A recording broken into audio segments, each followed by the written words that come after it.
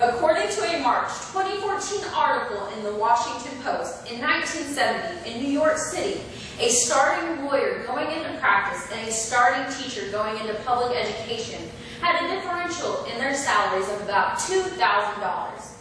Today, including salaries and bonuses, that starting lawyers make is $160,000, while the starting teacher roughly makes $45,000. In short, the people who are trying to lock up our children are getting paid over 3 times what the people are trying to educate our children are getting paid. Can you imagine what our country would be like if those salaries were flipped? Once our children enter into public school, they are with their teachers more than their parents. It is necessary that the leaders of our country take a stand on this issue and increase teachers' pay. Increasing teachers' pay would, number 1, increase the interest in the teaching profession, which leads me to my second point, that increasing the number of those interested in teaching would create a greater marketplace for school districts to choose from, which takes me to my third and final point, a greater product. Let's look at my first point. Increasing teachers' pay would increase the interest in the teaching career itself. According to a July 2014 publication of the Institute for College Access and Success project on student debt, the average student graduated with more than $29,000 in debt. The pressure is on for students to get more out of their degrees, instead of following their hearts and interests. More and more are majoring in something that's most likely to land them a better paying job right out of school. Many people have been inspired by their teachers and would love to consider teaching as a career. But when they crunch the numbers, it is no longer a wise decision. In 1970, a lawyer and a teacher started at approximately the same salary. People could reasonably consider teaching as a profession.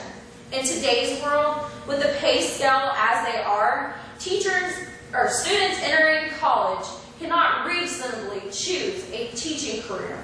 The debt of college itself could take years to recoup.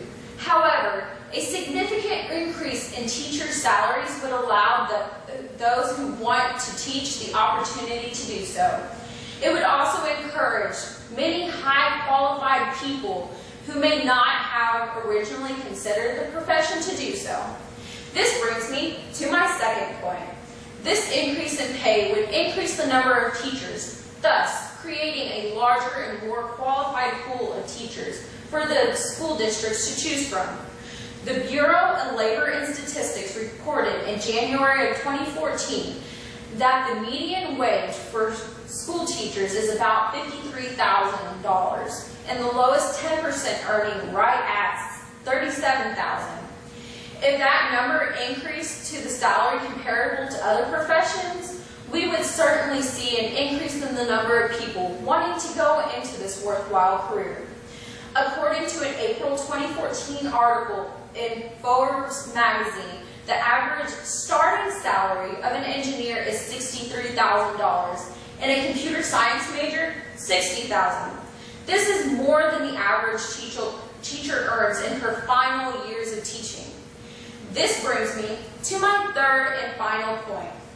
Increasing teacher salary and the pool of qualified teachers will quickly increase the quality of students graduating from high school.